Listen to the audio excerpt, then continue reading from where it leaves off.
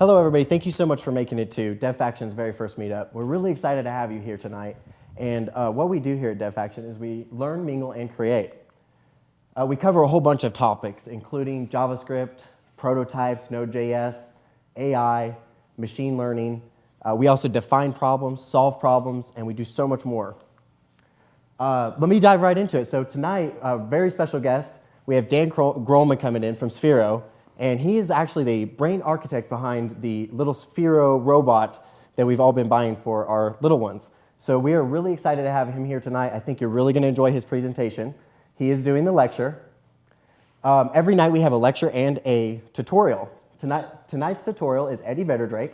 He's going to be doing Node.js server setup. And he will tell you a little bit about why you would want Node and how to use it correctly.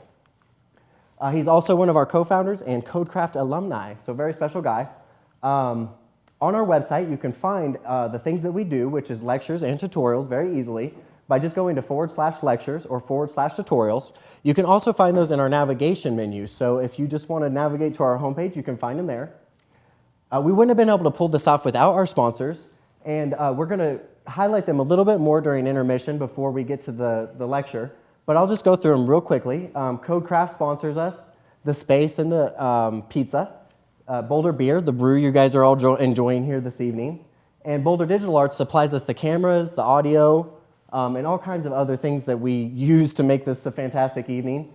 And Evolve pays our meetup fees and handles with a couple other things as well.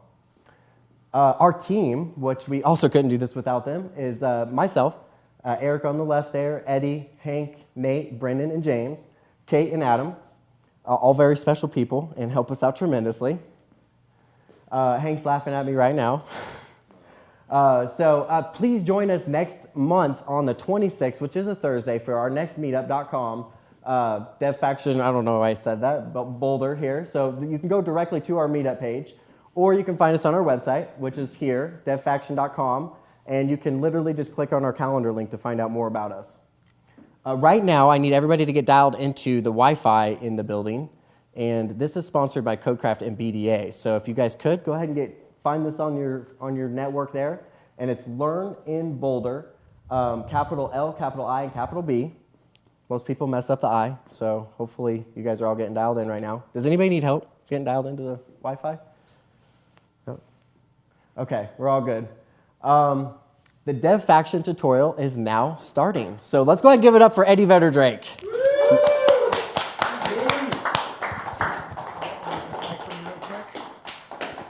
Thanks so much, You are Eric. welcome. You are welcome, sir. Yes, let me get this attached on right here, and then we'll dive into the tutorial. How does this go? Or maybe on this side. There we go, that's better. Okay, so I'm going to be walking us through a setup of Node.js, a Node.js Express server.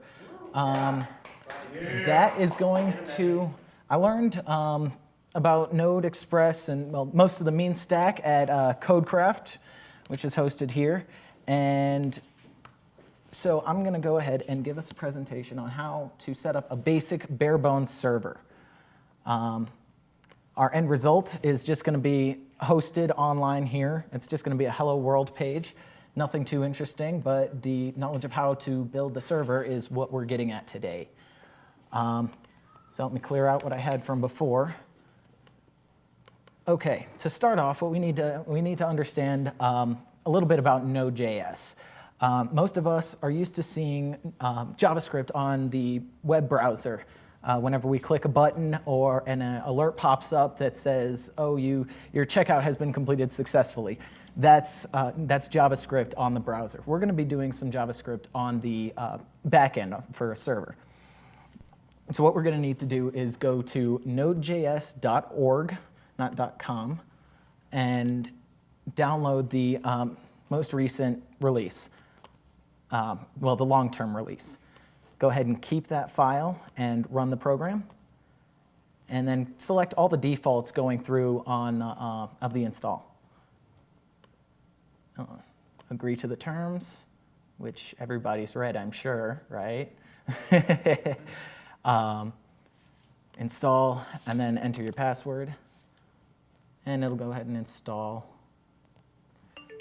There it is. You can go ahead and move the installation package to the trash. Now, there's a couple things that you're going to need to build up a Node.js server. To begin, your favorite text editor. I'm going to be using Atom. You can use whatever you'd like. And a command line. I'm going to be using the built-in terminal. There's many other terminal emulators out there that you can use. So I'm going to go ahead and clear out what I've got going on here. And open up my text editor. Perfect. Clear that out as well. Actually, I'll hold on to that. Now, to start, we're going to make a new folder on the desktop, just to make this easy, and call it Node Bare Bones Server. Make sure there's no capital letters in there, or else the program will get angry later on. And then in the terminal, we're going to have to navigate to that folder. So cd, which is change directory, onto desktop, and then you can hit tab to autocomplete that. And then cd again into node bare bones server, which again you can also hit tab to autocomplete.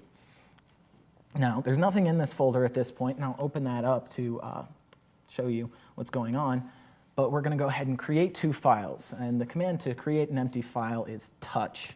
So just touch server.js, which is going to be where we're writing the code for the server, and then touch index.html.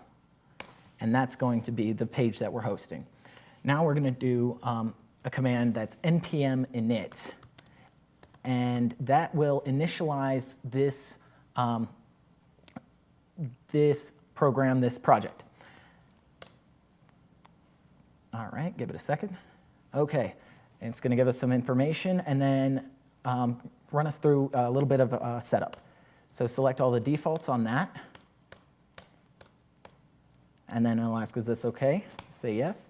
And it creates this package.json, which is basically an instruction manual for the future to tell the project what to install. Once you use something like version control, like GitHub, then it will ignore what we're about to install, the node modules, and we're going to need this installation manual, the package.json, to reinstall whatever we've installed previously.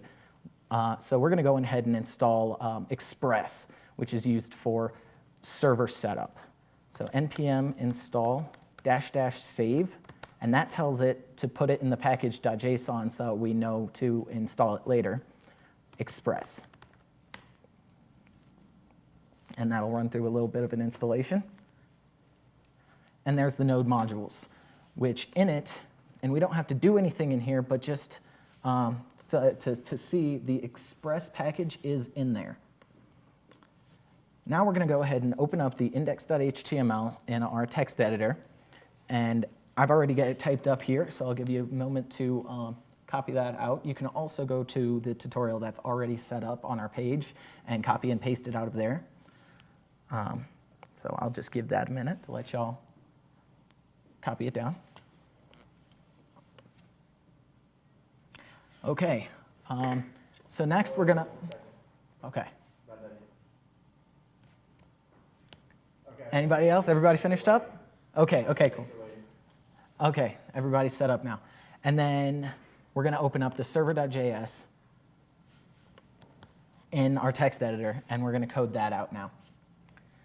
To start off, we're going to have to tell the program to bring in the Express package that we've just installed, and we're going to set it as a variable. So just var express equals require express. And that tells the program to look into the node modules folder, find the package Express, and then bring it into our program. Now we've got to use something out of that package in our program. So var app equals express as a function. And then we can use it throughout our program. Now I'm going to start building this a little bit backwards from the bottom by doing app.listen on port 8000. And then a function, and I'm writing an ES6 if anybody's unfamiliar with it. And then we're going to console.log server started on port 8000. Okay, so what this... ES6? What did you say?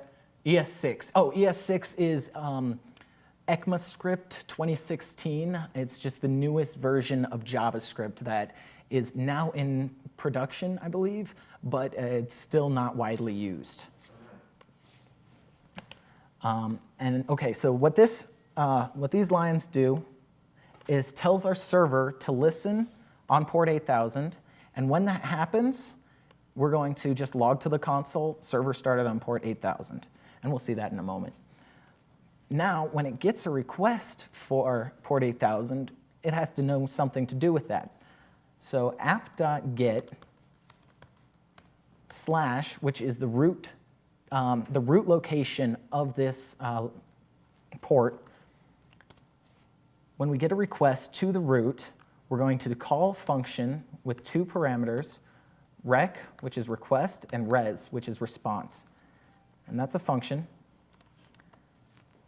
And with the response, we're going to send a file from _dear name, which is the technical term, is dunder dear name, which basically just gives us the path to the current working folder, which I can show you right here if I do a pwd, which is print working directory. It will give us this nice long thing. Dunder dear name provides us with this, so we don't have to type it out every time. Plus, in quotes, /index.html. And that will send the file index.html when we get a request to the server for the root location. Now that that's all set up, we can go ahead and save and make sure everything's saved. We have everything in here, and we can open up the terminal again, and all we have to do is node server.js, and it will say server started on port 8000, just like we told it to. Now we can open up our web browser and go to localhost 8000, and it will show nothing, which is incorrect. That was what it was supposed to do? Not quite. Let's see what went wrong. All right. So res.sendFile under dear name plus index.html.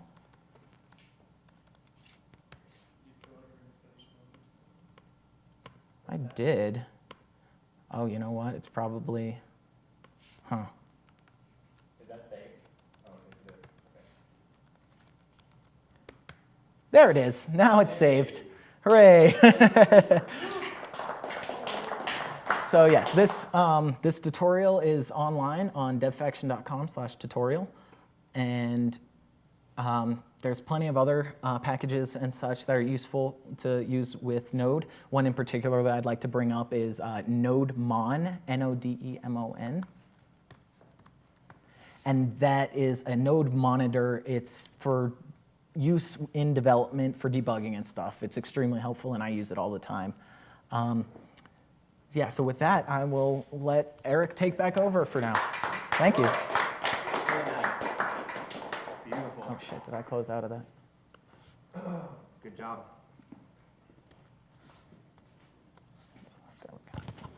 Oh, perfect. Grab my thing back up. That's awesome. Thank you so much, Eddie. All right, so that was fantastic, guys. Hope you all really enjoyed that.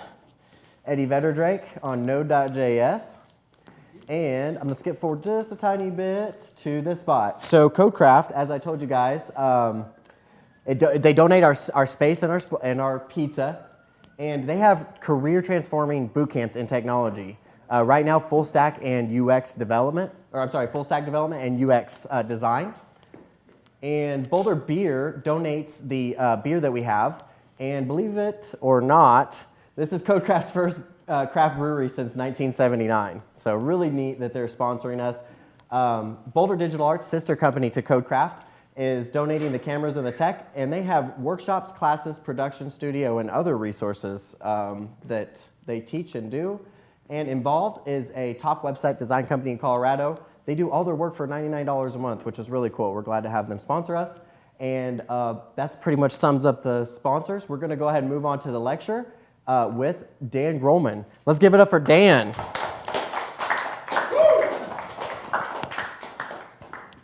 Dan, I forgot to tell you, I'm going to attach this to you somewhere. Sure thing. I'm going to get this out of the way. My computer's dying here. You need more slides, Eric? Well, I just have one at the end, but that's okay. Okay.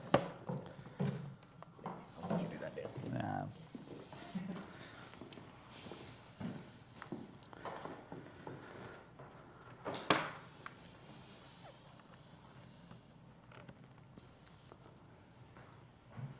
Am I up?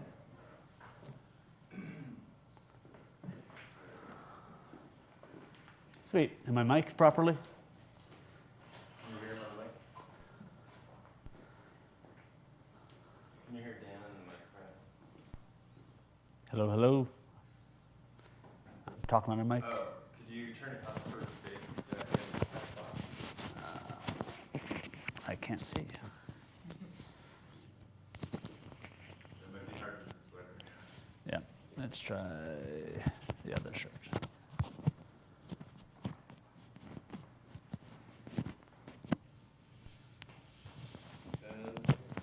How's that?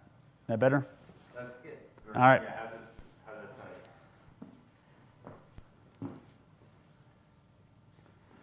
All right, let's give it up for Dan one more time. All right. So this is a rehash of a talk I gave previously that Eric saw and invited me to come and give it again. I think you guys might be interested. I would like to just make a slight correction to my introduction. I just joined Sphero in the last year, so if you have Spheros from before that, I had nothing to do with it. But hopefully you'll see some of my stuff coming out in products in the future. So what I'm talking about actually isn't what I'm doing at Sphero. This is just more stuff I'm interested in. So I do machine learning and artificial intelligence, and a big thing lots of people do these days is user experience and user interfaces, UX, UI. And I've been thinking a lot about how the two things interact as AI and machine learning come more mainstream. And so that's what I'm going to talk about. And of course, the first thing I'm going to want to do is define my terms. So lots of abbreviations, AI, ML, UX, UI. What are all of these things? And the takeaway from today's lecture or talk is they're probably not what you think they are. They're certainly not what I think they are, but this is my best chance, best shot. So artificial intelligence. I look it up on Wikipedia, and I find that it is the effort to so precisely define human intelligence so that a machine can simulate it. So you want a machine that basically fakes being a human. Other definitions involve, agents that perceive the world, take actions to maximize success, and of course, this is a moving target. And so over the years, as people have made better and smarter and more intelligent machines, everyone keeps saying, oh no, that's not really intelligence. So for a while, chess was the hallmark of human intelligence. And then machines did great jobs at chess, and now they're like, that's just a trick. And now Go is the big thing. Anyone here play Go? So, Pokemon Go? Is that what you're no, not Pokemon Go. Go the game. That's like the #1 game in the world right now. I don't know if anyone's tried to make an AI play Pokemon Go. Probably wouldn't be too hard, I think. But no, Go the game with the tiles. Apparently it's really hard. I don't play it myself. And everyone said, computers could never do that. Excuse me. And then, of course, Google came out with AlphaGo and is now winning Go. And they're like, no, it's not really intelligence. So it's really hard to do AI because every time you think you've done something, people tell you didn't actually do it. So main issues in AI are reasoning, knowledge, planning, learning, communication, perception, all these things. The goal of AI is, of course, general intelligence. So we want a machine that can do basically anything a human can do. And there's all sorts of fun philosophical questions as to what does that make humans useful for once we do that. We're not going to talk about that today. So I mentioned chess. Chess used to be the classic AI problem until we solved it. Nowadays, autonomous vehicles is a big thing in AI. So how do you have a car that drives in Colorado in the snow today? I wouldn't trust any of the autonomous systems out there right now, but eventually they're trying to do it. So machine learning is a tool used for artificial intelligence. So often these two things are sort of just stuck together, but they're distinct things. AI is a really big field. Machine learning is a subset of AI. So what's ML? Machine learning is the idea to give computers the ability to learn without having to be programmed explicitly. So you have a task, you have something you want the computer to do. You're all programmers, you all know how to sit down and write, if statements, switch statements, branches. You have all that control flow. And if you know how to do what you want to do, you can teach the robot, I work with robots, but you can teach the computer how to do it. But what if you don't want to write it down? Or what if you don't know how to write it down? So machine learning is how to derive these things from data. So you have to give it a whole bunch of data that says, this represents what I want to learn. Go learn it. And that's machine learning. It's great. It's also very dangerous because you don't necessarily know what's going to come out. And that's one of the big problems with machine learning is you train it and you try to train it well. It's a lot like raising a kid. And then you send it out to the big wide world and who knows what happens. So a big thing people use this for these days is spam filters. Who here receives spam email?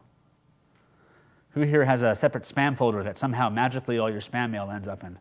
Yeah, so that's machine learning on the back end. That is, you're training it, you're giving it examples. This is spam, this is not spam. And it's trying to figure out what things are.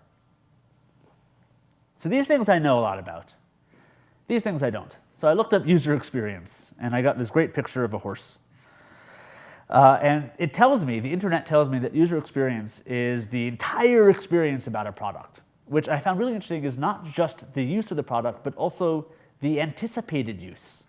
So it's just how you feel about this thing. And it's all these emotions and beliefs, and it's everything all wrapped up, which is really cool. It reminds me of a kitten, because I like kittens. And there's a lot in the experience of a kitten. And just thinking about petting a kitten is great. If you like cats. If you like dogs, substitute puppy, and you'll be fine. So that to me is user experience, which I thought was really cool. It's also about establishing emotional relationships around your product or around the thing that you are building this experience. And so I look at Apple does this really well. Who here owns an Apple product? Who here owns more than one Apple product? More than 2? More than 3? More than 4? 5? 6? 7? 7? 8? 5. Okay. I don't know if you're still up there. No, it's 5. Okay. People who really, really love their Apple products, even though, in my opinion, they are subpar a lot of the times. You'll note that I'm using a Macintosh. I am actually running Windows on my Macintosh. I'm actually running Keynote in a virtual machine on Windows on my Macintosh, because that's how I have to get things to actually work properly. I've ran Windows on Apple too. Yeah. So, but people are really obsessed with them, and that is a great experience. So then what is UI? I draw a little parallel here. It's kind of sketchy. UI is to UX what ML is to AI. UI is a smaller focus within UX, I think. This is what I learned from the internet. And this is where these interactions actually take place. It's not everything around the object. It's the actual interactions with it. It's all about making the interactions effective and enjoyable. And it can be on all sorts of different devices, even in the physical world. So here's what I thought was a really fun UI. If you can see this, this is the control panel for the space shuttle. This is a lot of dials and switches. And this took people to the moon, I think, maybe, or back, somewhere in space. How would you redesign that given today's technology? I think that's a really fun thought. So, a little bit more on AI. Classic artificial intelligence. So when you talk about AI, there's this subgroup called good old-fashioned AI, GoFi. And it basically involves logic, planning, and search. These are classic AI problems. And so how does it work? Imagine you have a bunch of states, and you are in a state, and there are some actions you can take. So you can drive up, down, left, right, north, south, west, east. And you have a place you want to go, which in this case I think is Atlanta. You want to go there, and it's all about how do you chain together the actions you can take to get from where you are to where you want to go. And voila, there you go. And this is your basic problem, and you can apply this to chess. This is how people did chess. There's states of the board, there's rules, the actions you can take in those states, and you just got to try to get to checkmate. So just plan. And this is how people thought you could deal with everything in good old-fashioned AI. You could deal with, in fact, tic-tac-toe. So this is the complete tic-tac-toe game table.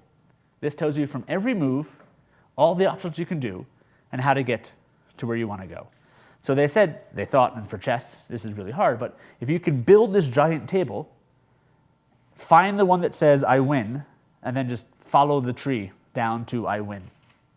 Tic-tac-toe is really easy. I encourage you to memorize this, and then you can defeat small children every single time. Although you can't, actually. It's really hard to force a win in tic-tac-toe, but you can do it. But they said, all right, if we just do enough of this, we can solve anything. And we can solve people. So this is a way to address life. Here's a person. That's what you want. That's your goal. And there's some rules. And if you just knew the rules, you can get from one to the other and help you make decisions like, should I take the burger flipping job or should I go to college? And the rules tell you how to make these decisions. Of course, humans are a little more difficult, and this is why building androids turned out to be hard is, we're not really sure what the rule book is. Is it the Bible? Is it the penal code? And you're not even sure what the goal is. Is it money, or is it, save the planet, or what? But the idea was if we just knew these things, we could solve anything. And that's classic AI. Machine learning is, as I mentioned, a subfield, and it grew out of building those tables and setting all those rules was really hard, right? So could we instead learn those rules? So if we watched maybe enough people, could we derive the rules for life? Or more simply, if we just watch enough tic-tac-toe games, could you figure out the rules of tic-tac-toe? The answer is yes. But I'm not going to talk about that.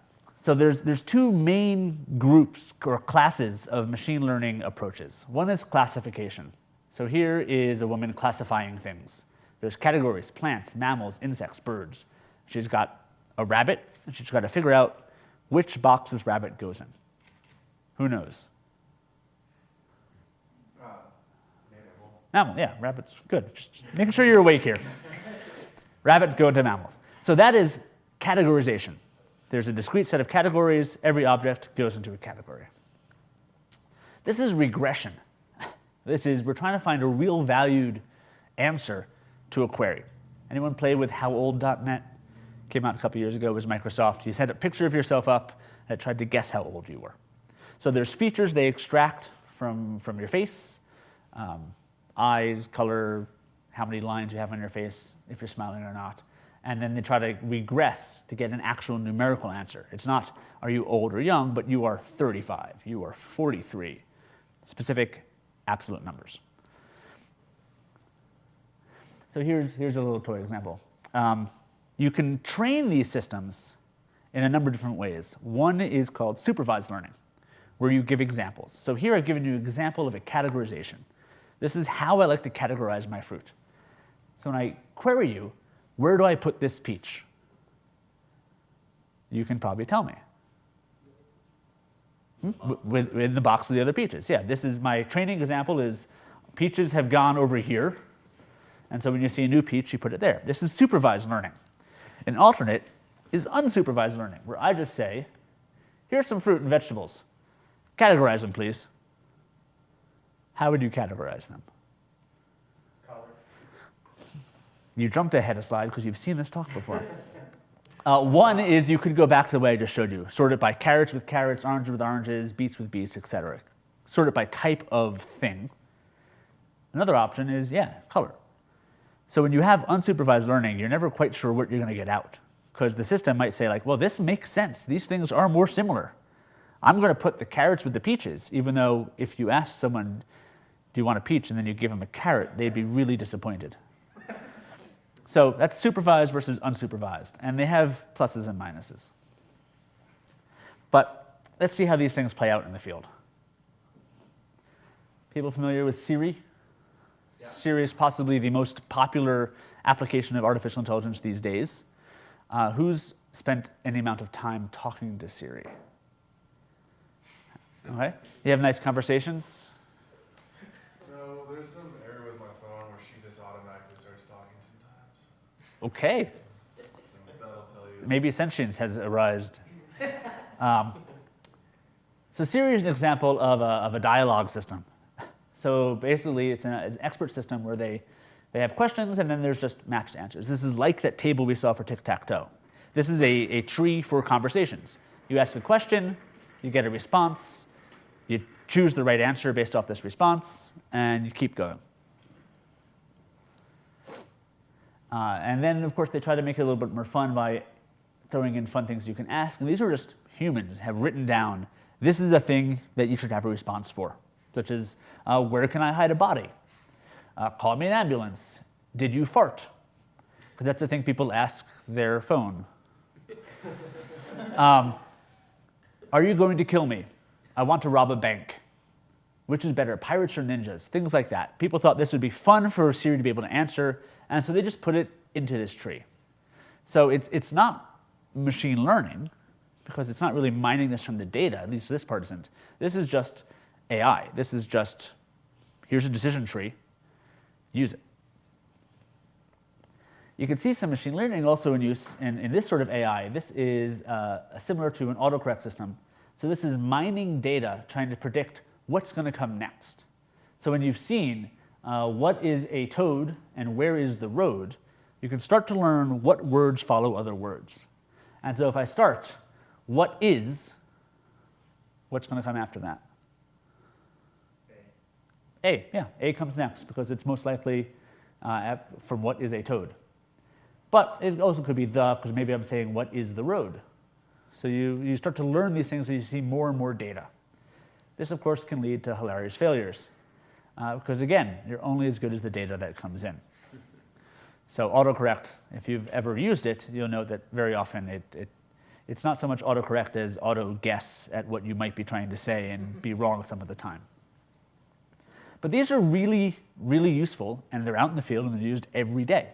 So this is AI that's actually out there being experienced. Eliza is one of my favorite examples. This is a system from way back when. It basically did this. It was a conversation system with a little bit of learning of what follows what, set up in the style of a psychologist. So you would log into the system and it would ask you things like, what do you want to talk about? And you say, I'd like to talk about my problem, or I'd like to talk about my parents.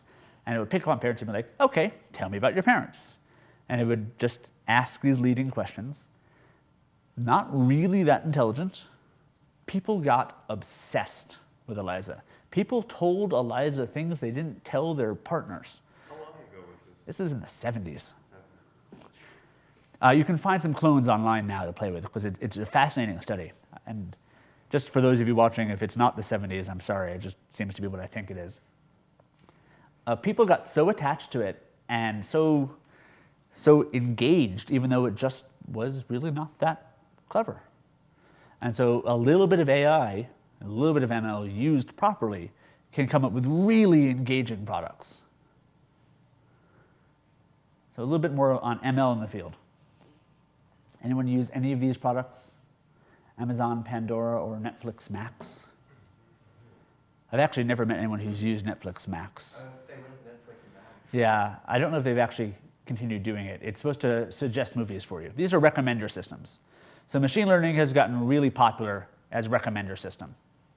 And where they try to say, if you read this, you'd like this. If you've bought this, you might like that. And there's a few different ways to do it.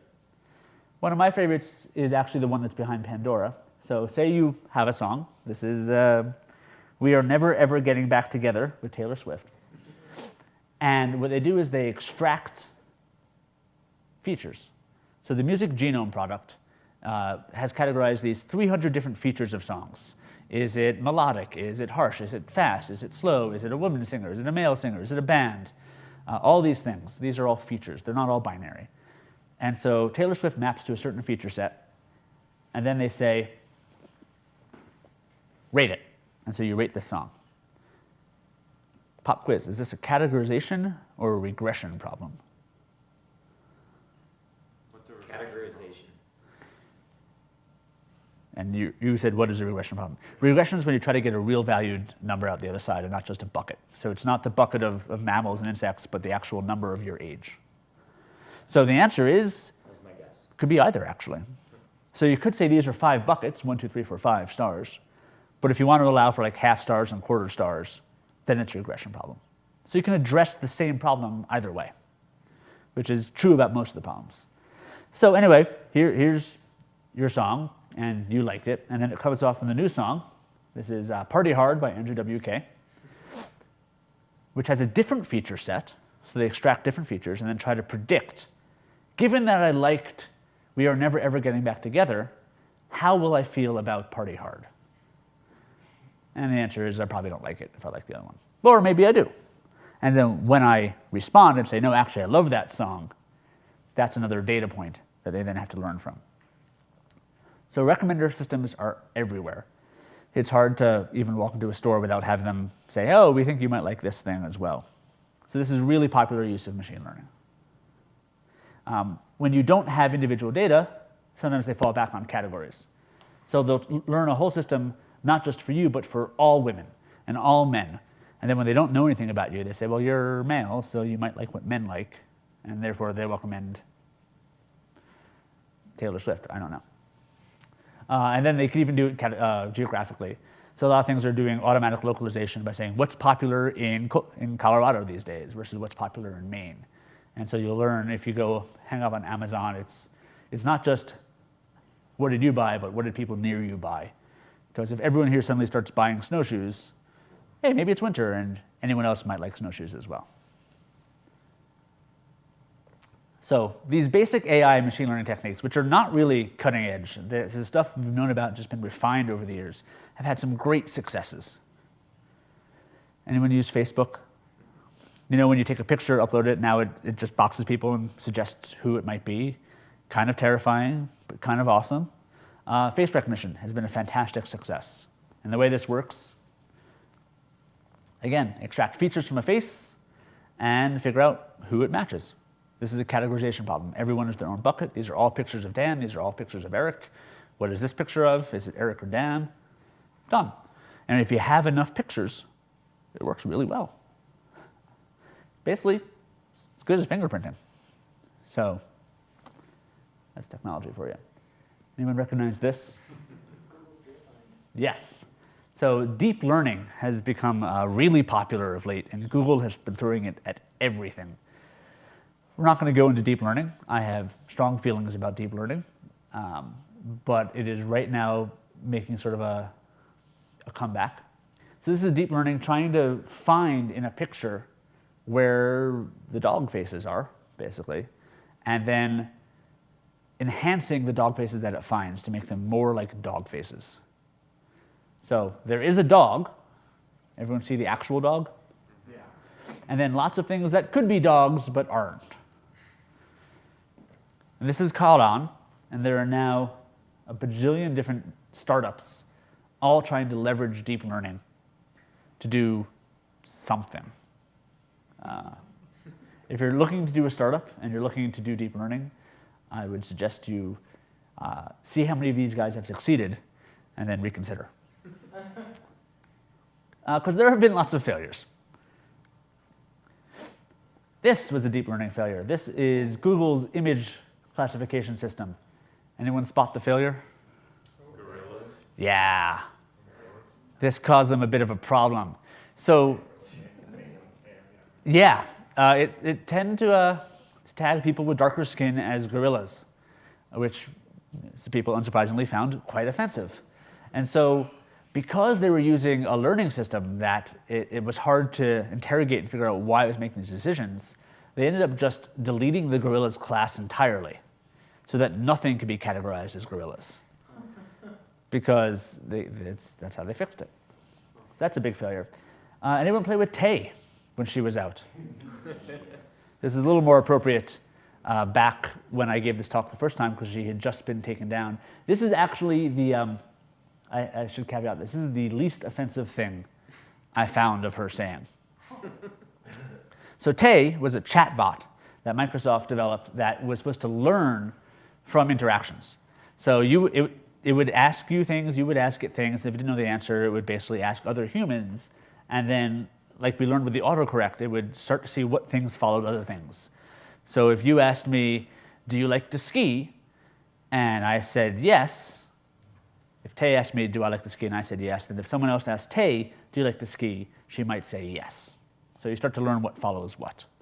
Unfortunately, the internet got a hold of this and decided to teach her that some not very nice things followed everything, and that's what happened.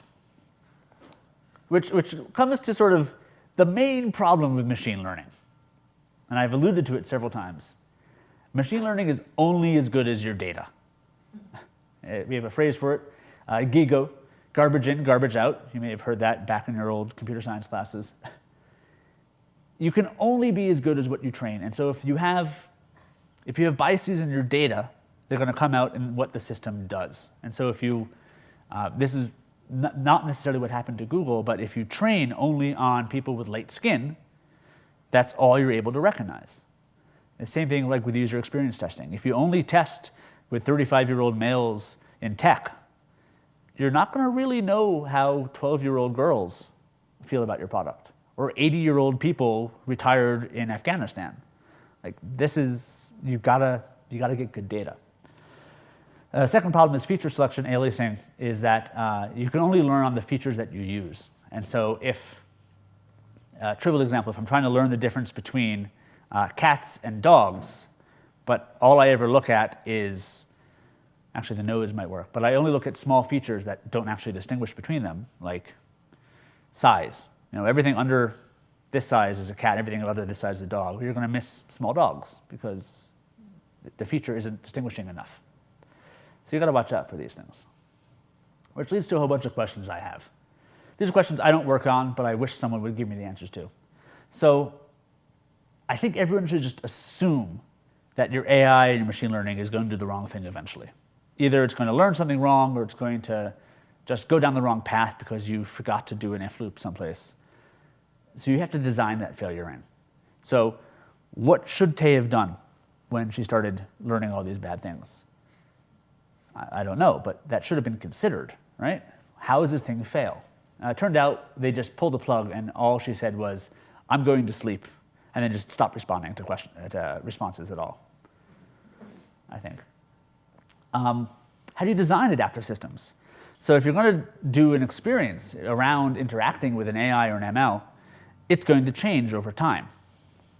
So for some things like categorization, okay, just new categories show up. All of a sudden, now your pictures can also be mountains and beaches, when before they could only be mountains. But if you're doing more nuanced changes, how do you lead people to understand how things are changing? Because once they get used to one interface, if it changes on them, that tends to be bad. And more importantly, how do you test these things? Tay could have really benefited from some testing. Like, really. Did no one think, let's put this on 4chan and see what happens? Because you should have, right? And so I don't know what fields you work in, but like we work with children. So it's like, all right, let's give this to a 3-year-old and see what happens. They're going to throw it against the wall. Does it break? No. There was a great one. I should put it up here. I was just at a conference, and they talked about the importance of testing. Google has a great page of the strangest things they saw while testing their self-driving car. Because you can't program for everything that you might see. For instance, there was a woman in a wheelchair chasing a duck with a broom across the street. What? Actual thing. Someone get on the internet and find the image. And it's just like, how could you predict that? How do you test for these things? I have no idea. And that's actually the last question. I thought I had one more, but I don't. So that's that, and I would like answers to these questions, please. Or I'll take questions. Or I'll take questions, yeah.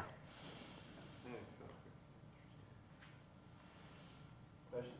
Dan, I was wondering if you could talk a little bit about, which was really interesting, you talked about what the, and I don't know if you don't want to talk too much about Sphero because this is other things, but what the Sphero does when it hits a wall.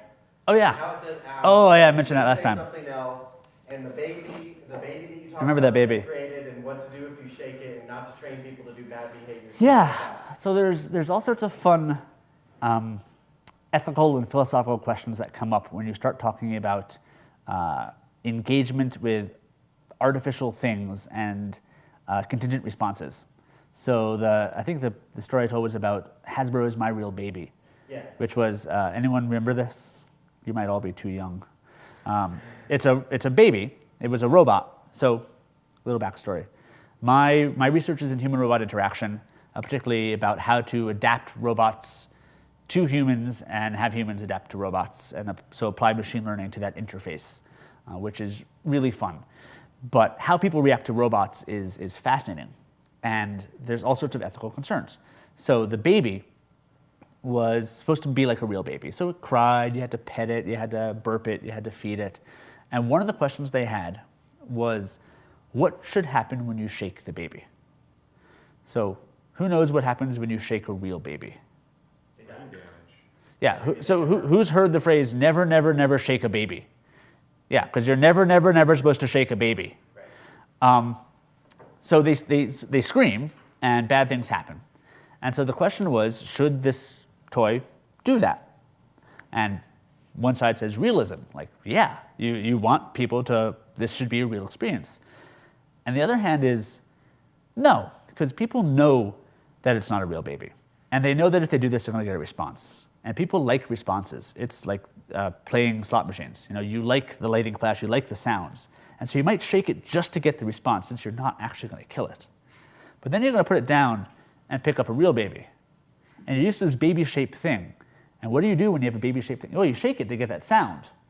And then bad things happen.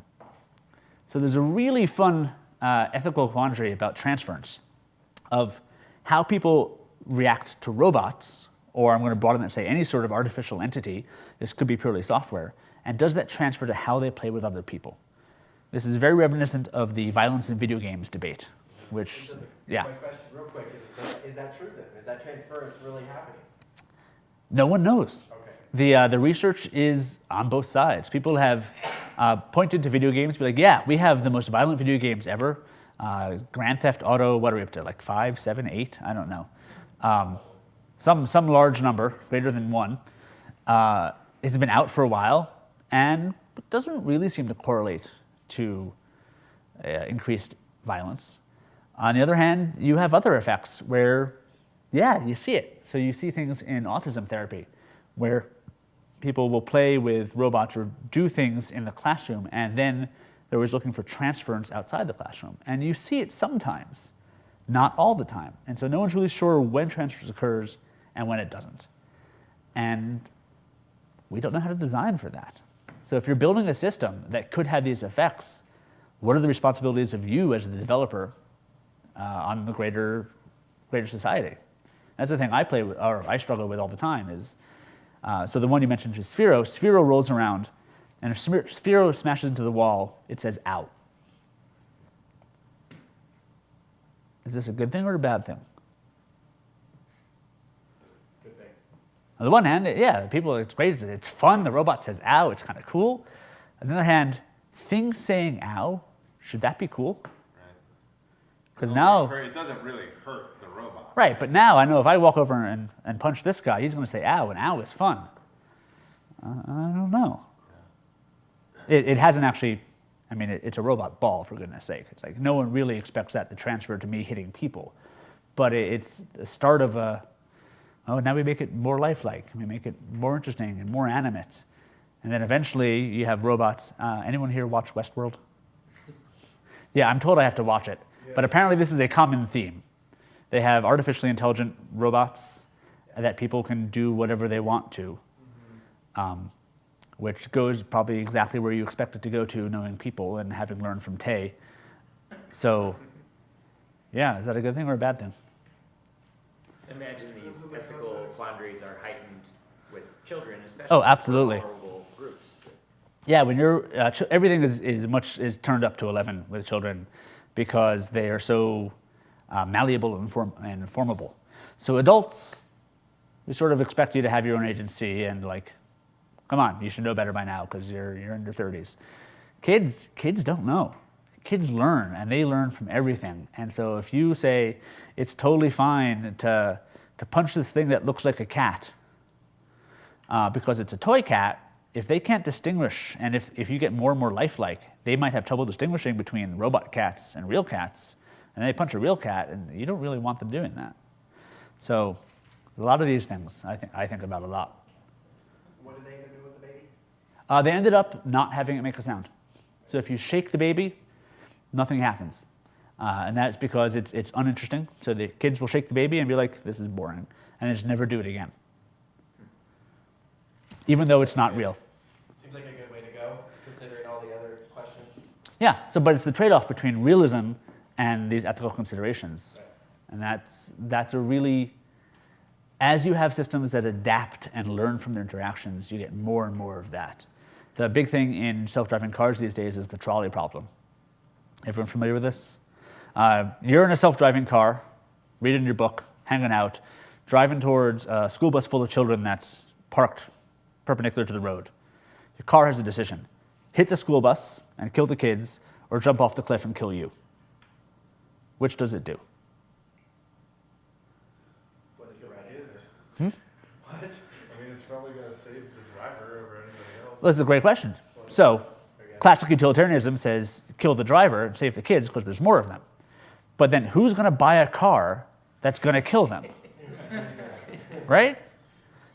So all these systems start to come into play as you make things more autonomous, make them more intelligent. I see a lot of, and then of course, how do you test that? I have no idea. But a lot of these concerns start to come to the fore as we hand more and more of our lives over to internet and AI stuff. So a fun one today is recommenders. So who's read a book in the last year? Who's gotten that book off a recommendation from Amazon or Audible or someone like that? No? Okay, a few people. Who's read news online? Yeah.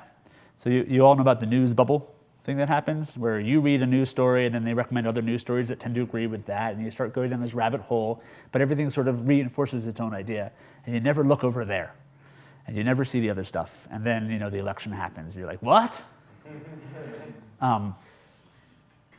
Yeah, that's because systems are recommending things to you that they know you like. Because if you like it, you'll give money, you'll click on the ads. And so you sort of get this really effective echo chamber coming up. And the question is, yeah, that makes money. And so you can use AI and ML to do that. But should you? And so I really believe that everyone who goes into these fields, everyone who's developing any of these technologies that actually have the potential to shape how people interact and perceive the world, should really think about the ethical implications of what you're doing. Well, and perhaps other questions arise, such as the dilemma of should an AI be recommending what might be best for me, or what I might be most likely to consume? Yes. So if I have an addiction and the AI says, I know what you need, Yep. It could fuel certain behavior, or incentivize or encourage certain behavior that might be negative for me in the long term. Yeah. People are looking into trying to fix that, or there is research into how do you get people to do things that are actually better for them and not just what they want to do. Right. It's hard. And yeah, there's no money in it, because if I'm a food recommender and you say I'm hungry and I know you like ice cream, I'm just going to be like, hey, have some ice cream. And you're going to like me because I keep telling you to have ice cream. Yeah. But in the long run, that's not good for you. And if you're sponsored by Ben & Jerry's, Yeah. right? Yeah, if I'm the Ben & Jerry's food app, I'm probably going to recommend ice cream all the time. But then you can see some pushback. So anyone buy a Pepsi or Coke product? I forget who does it. But they have the whole thing now, the stickers, balance what you eat, drink, and do.